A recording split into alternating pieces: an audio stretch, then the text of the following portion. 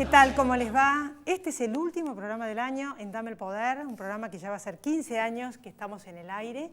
Y hoy tenemos dos invitados muy prestigiosos, Félix León, profesor de Derecho Constitucional, Alejandro Fargosi, quien fue miembro del Consejo de la Magistratura, también abogado.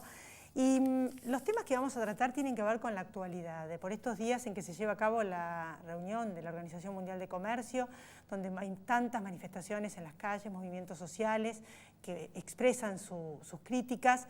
Yo quería decirles que siempre lo digo desde hace 15 años, que los males de la democracia, pienso yo, como pensó alguna vez un gran pensador, se curan con más democracia. Esta es una democracia joven, a diferencia de las democracias de Europa, donde todavía tenemos mucho para aprender. En Estados Unidos el 54% de las personas piensan que la democracia en Estados Unidos funciona mal. Y en Europa el 56% piensa que funciona mal. Pero de cualquier manera es lo que hay, no hay otro sistema político mejor hasta el momento.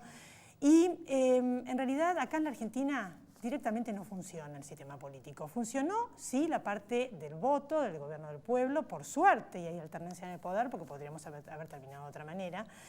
Pero hay muchas cosas para mejorar. Tenemos 31,4% de pobres, según la Universidad Católica, de los cuales 2,5 millones son indigentes, 13,5 millones de pobres y 2,5 millones de indigentes.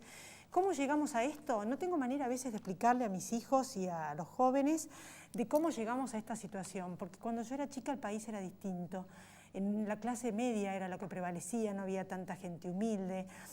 Pasamos de que se vayan todos a una situación donde la pobreza no disminuyó, la estructural, se llenaron la boca y sin embargo no cambió. Hace unos siglos hablábamos de la oligarquía terrateniente, hasta el día de hoy siguen hablando, cuando en realidad ya no existe, son sociedades muchas veces las dueñas de las tierras. Después pasamos a la clase militar, que pasó a ser algo así como la nobleza argentina.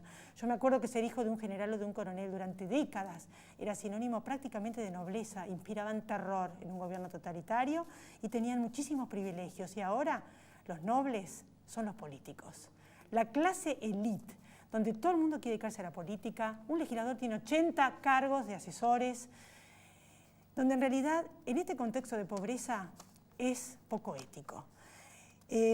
Lo cierto es que llegan pobres y se van ricos. Yo entrevisté a muchísimos políticos, no les voy a dar nombres, con los zapatos gastados y los autos desvencijados, y cuando se fueron del poder vivían en mansiones y mucha plata. Lo cierto es que en este contexto donde no hay igualdad, donde los ricos son cada vez más ricos y los pobres cada vez más pobres, falta el orden, todo tiene que ver con la enorme corrupción y el progreso del narcotráfico.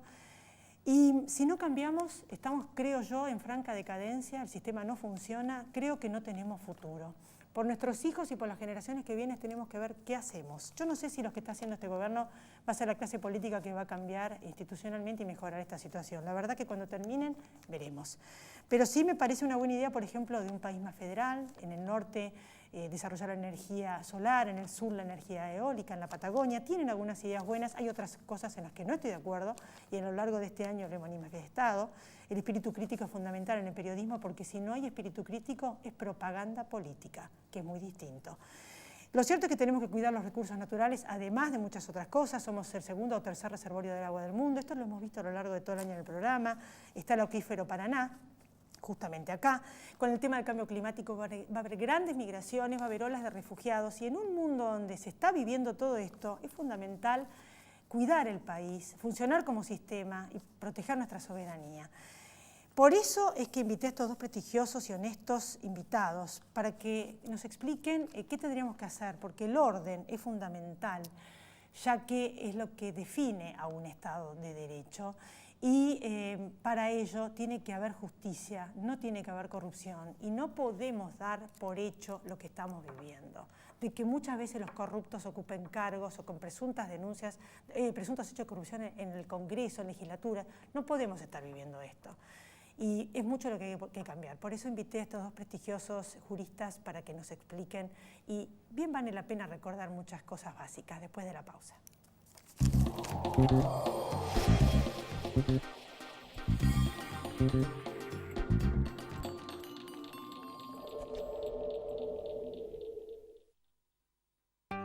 En Provincia Seguros, nuestro compromiso es con vos, porque te brindamos la tranquilidad de tener todo asegurado para que solo pienses en desarrollar tus proyectos tal como lo soñás. Llama al 0810-222-2444.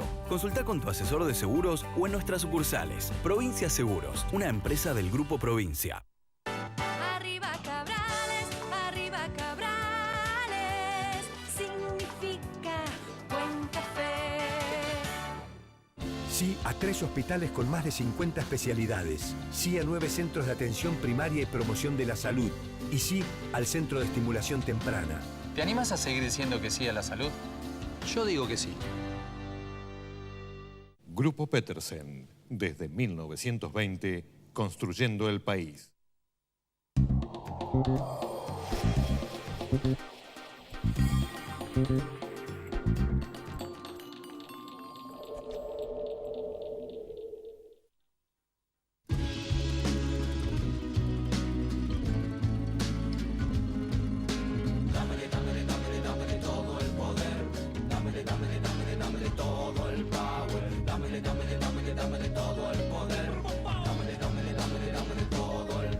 Seguimos entonces, gracias por venir, Félix León, un lujo.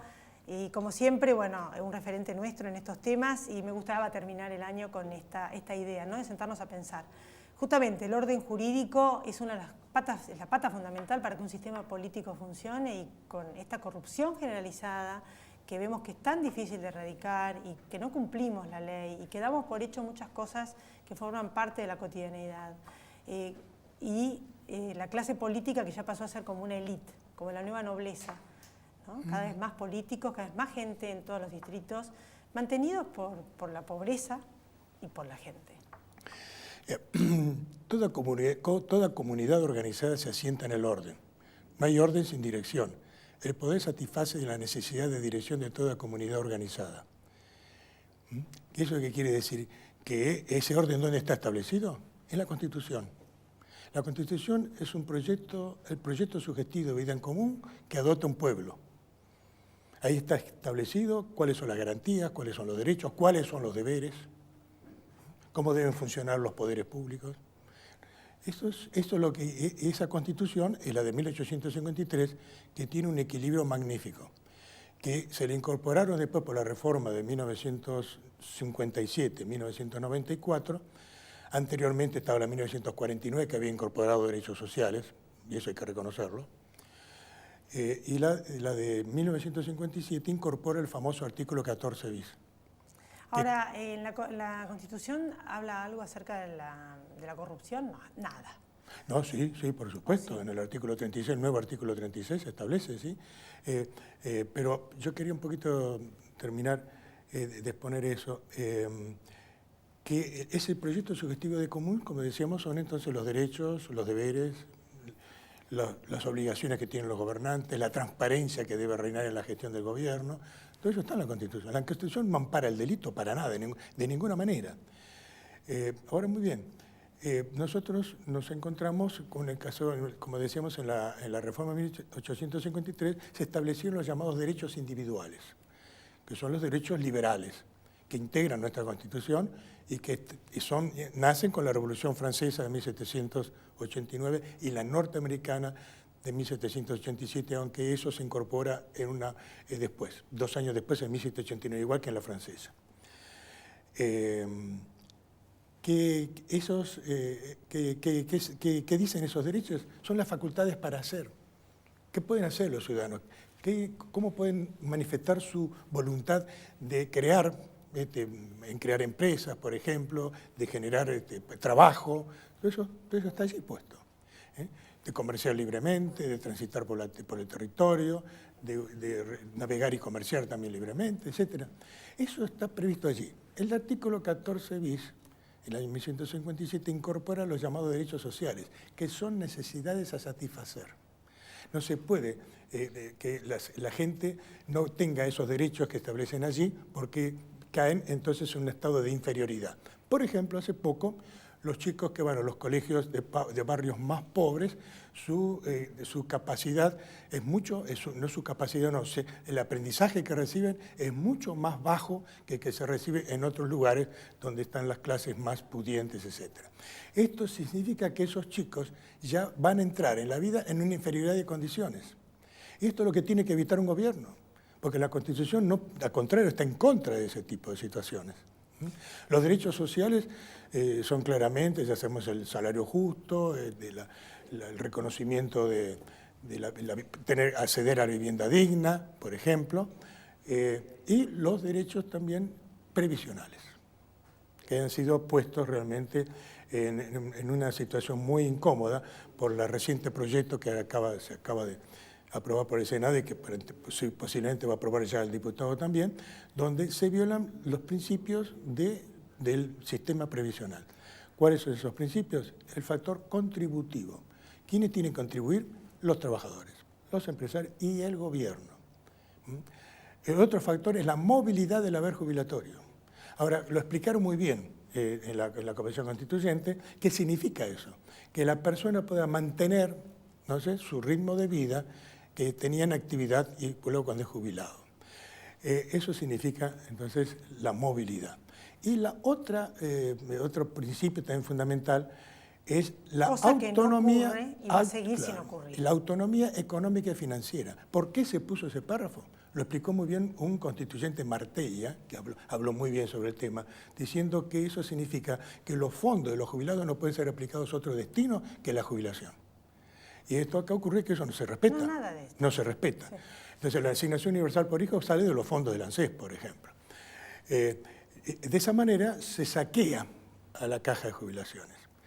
Y esto es lo que hay que tratar de impedir. Ahora el gobierno en este proyecto acaba de eliminar ingresos para la ANSES, como es, por ejemplo, el 20% del impuesto a las ganancias que iba a parar a los fondos. Pero resulta que ahora no. Se van a distribuir, porque es un impuesto coparticipable, se van a distribuir entre los gobernadores. Yo creo que en cuanto a la reforma previsional, como explicó Semino, debería ser una reforma mucho más abarcativa, donde se discuta desde el vamos, desde dónde viene la plata, que como en otros países desarrollados, y no algo tan así, diríamos, circunscripto a cómo la van a actualizar, porque pueden generarse desfasajes. Exactamente. Y es lo que no están haciendo, una reforma integral. Pero bueno, en otras reformas están haciendo lo que pueden. Entiendo que el gradualismo es un momento muy crítico con tanta pobreza y hay cosas que se pueden cambiar de a poco y otras no. Pero con respecto a todo lo demás, a este sistema político que no funciona, en esto que estamos hablando y en otros temas más, ¿no? Como que no funcionamos como sistema. No, pero uno viaja por el mundo en los países desarrollados y ve que se cumple la ley, que la gente en la vejez vive bien, viajan por el mundo. Eso es todo tan distinto. Es que hay cada vez menos pobres. Que no se cumple, no leen la Constitución. Es un librito para jurar, pero no para cumplirlo. Si cumplieran la Constitución, estaríamos todos en gran armonía. Porque ¿quiénes tienen que hacer el esfuerzo? El mayor esfuerzo tiene que ser los que más pueden hacerlo. La clase media generalmente es la clase que a todo el mundo se caen sobre ella. Está el muy pobre que no pueden sacarle nada. Pero ¿quiénes son los que tienen que hacer el esfuerzo? Los que tienen más posibilidades que es esa gente. Porque yo suelo explicarlo para que tengan en cuenta. Una persona muy rica puede comprar un auto, 2 autos, 5 autos, 10 autos, regalarle a toda su familia, pero no puede comprar 1000 autos. Eso los compra la clase media. El consumo lo genera la clase media. Y es que el 80% de la producción de todos los países, inclusive los desarrollados, se consume en el país. Y están descuidando esto. Y por último, ¿cómo cree que está el gobierno actuando en relación a todo esto, ya para terminar, para mejorar el sistema político? ¿Está tratando de mejorar las instituciones o no? ¿Cómo lo ve? Bueno, yo creo que no se mejoran las instituciones si se le acepta la renuncia de Ollarvide, si se hizo un acuerdo con Gil Carbó, que eran el emblema de la falta de independencia, de la no independencia dentro de la justicia. Porque creo que hay algunos caminos que no son correctos y espero y deseo que se reaccione de esto, porque el gobierno tiene la posibilidad de hacerlo si quiere, pero que mire la Constitución y que logre a que todos los sectores, los empresarios y los trabajadores hagan una amalgama de todos esos principios y salimos adelante. Hay que conversar. hay que discutir, hay que dialogar, en serio dialogar. Sí. Bueno, otra de las cosas que bueno, hablaremos en otro momento. Te quiero decir una última Sí. cosita. El nuestro es un país muy rico, que no admite la posibilidad de que haya 14 millones de pobres. Es un país muy rico, maravilloso, mal gobernado. Sí, exactamente. Pero los males de la democracia se curan como democracia. Por supuesto. Gracias. Fanáticamente en ese día. Fanáticamente. Bueno, después de la pausa, Alejandro Fargosi. No se vaya, ya volvemos.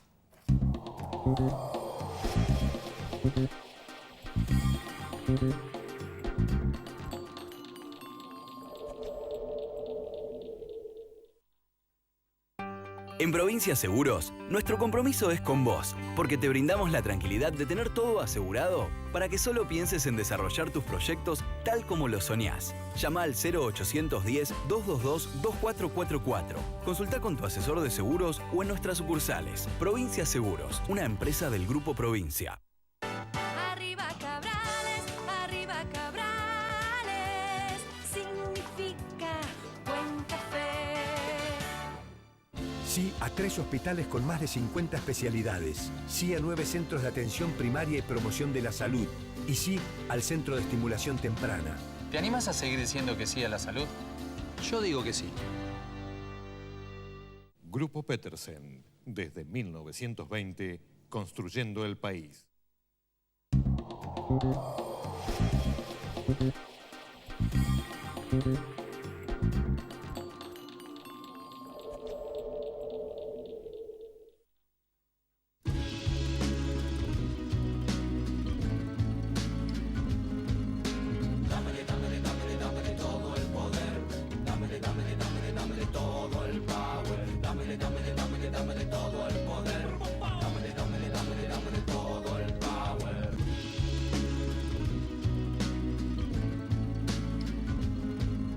Seguimos entonces en este último programa del año con Alejandro Fargosi. Gracias por venir, doctor. Gracias por invitarme. Quien fue miembro del Consejo de la Magistratura. Y bueno, hay muchos temas, pero en realidad de lo que yo comentaba al principio del programa, ¿no? De, por ejemplo, que ahora Cristina Fernández de Kirchner apeló el desafuero y el pedido de prisión del juez. Y bueno, hay otros casos, y los hubo, y seguramente los va a seguir habiendo, donde existen este tipo de situaciones. ¿Qué opina? Está muy bien que haga todo lo que le parece que tiene que hacer ella y su abogado, y está muy bien que todos lo hagan, porque ese es en definitiva el sentido de vivir en una república, ¿no? Que todos tengamos garantías legales. Lo que pasa es que el sentido de vivir en una república también es que se aplique la ley con el máximo rigor y a más poder, a más responsabilidad, a más capacidad, más rigor. Esto es clave. Esto es clave porque si no estamos igualando a un cadete de 15 años de una empresa chica con un presidente de la nación, o con un ministro, con un jefe de gabinete.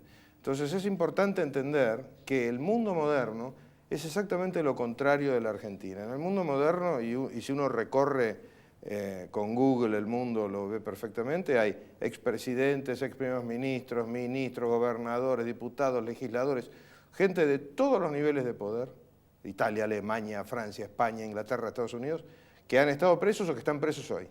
Eso es lo que nos falta a nosotros, que los poderosos, sean políticos, sean empresarios, sean sindicalistas, marchen presos, como se decía antiguamente, si violan la ley. Ahora, ¿por qué llegamos a esto? Yo a veces trato de explicarle a mis hijos que este país no era así y que ahora 31,4% de pobres, millones de indigentes, y los políticos, que todo el mundo se pelea para llegar a poder, llegan con los zapatos gastados y los autos desvencijados y se van ricos. Y he visto muchos. Mi teoría, ¿por qué tenemos que vivir esto? Mi teoría, es una teoría, yo no soy sociólogo, a duras penas soy abogado. Mi teoría es que la sucesión de golpes militares en la historia argentina provocaba que fulanos que tendrían que haber sido rechazados por el electorado y terminado presos, se convertían en próceres porque los volteaban antes que terminara su gestión. Entonces, de alguna manera, esos golpes de Estado los victimizaba y los convertía en personajes añorados por la gente, porque los que los reemplazaban eran peores.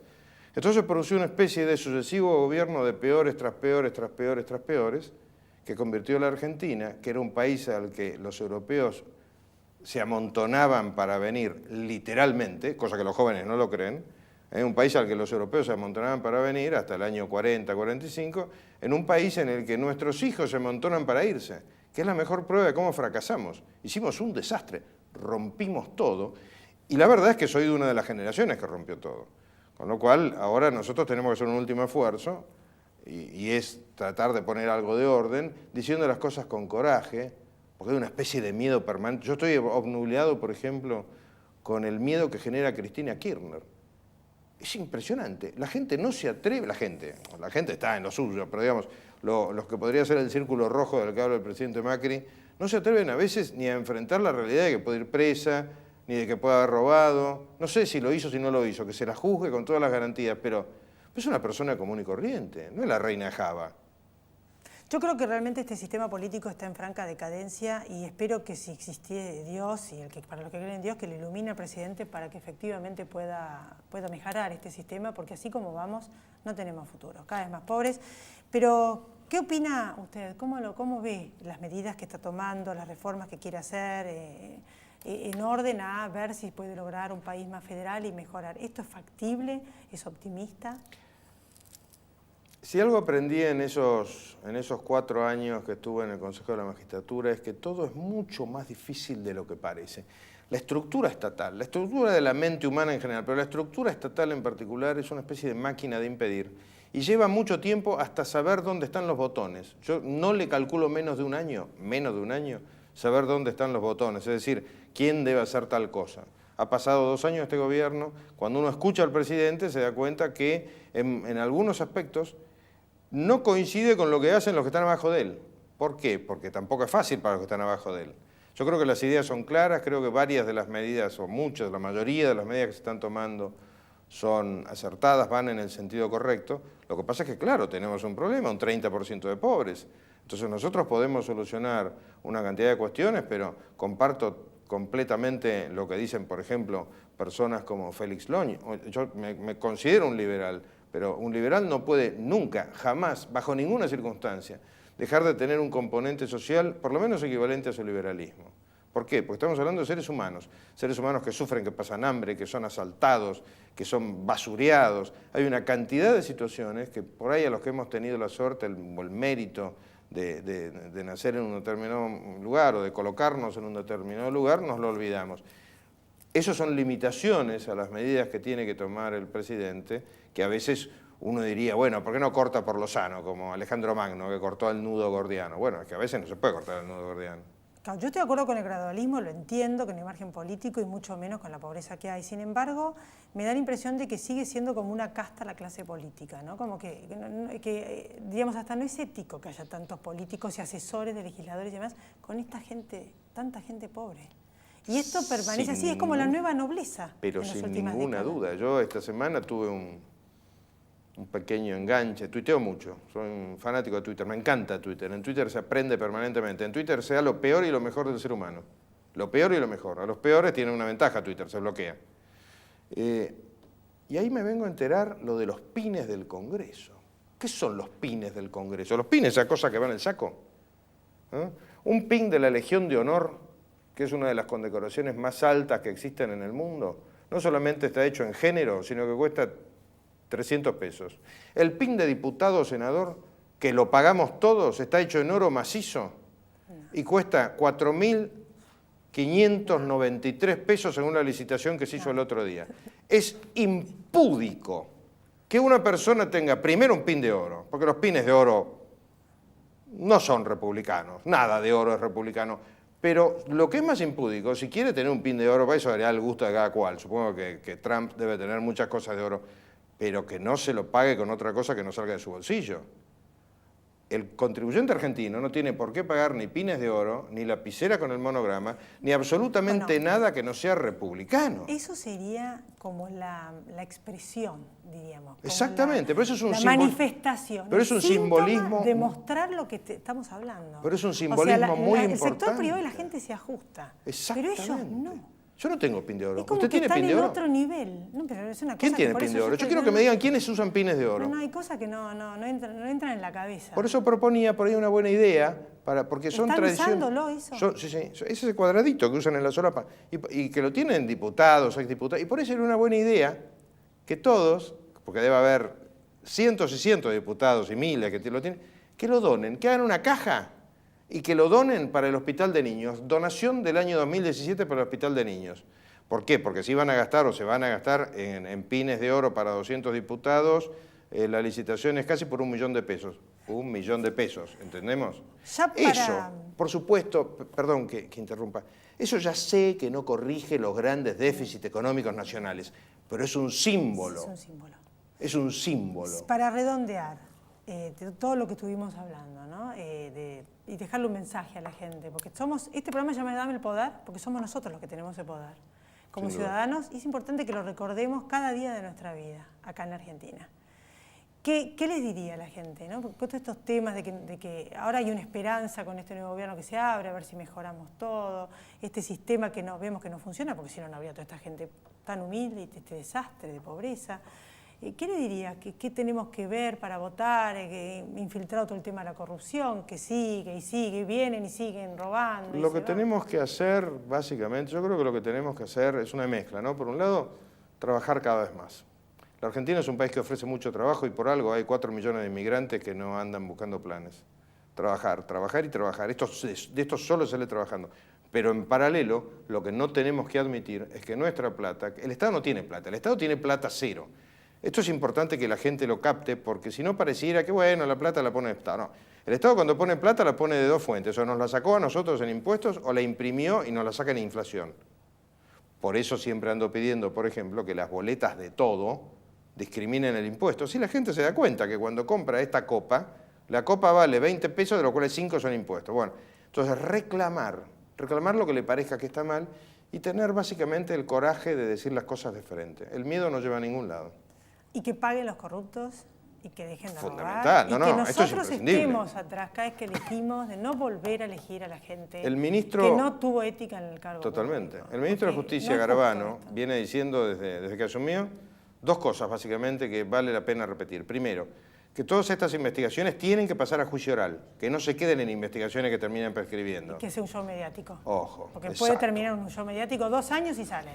Exactamente. Sin Eso, condena. por un lado. Por el otro lado, tenemos que terminar con una situación que es espantosa, y es que el 99,5%, repito, 99,5% de los delitos en la Argentina no tiene sentencia.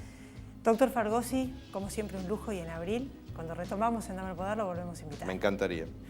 Yo también me despido de ustedes, gracias por haber estado ahí, que tengan una feliz Navidad, un feliz Año Nuevo, nos encontramos el año que viene en este mismo canal, en este programa Dame el Poder, porque el poder lo tenemos nosotros como ciudadanos y se lo damos a ellos, a los que nos gobiernan. Gracias por haber estado ahí.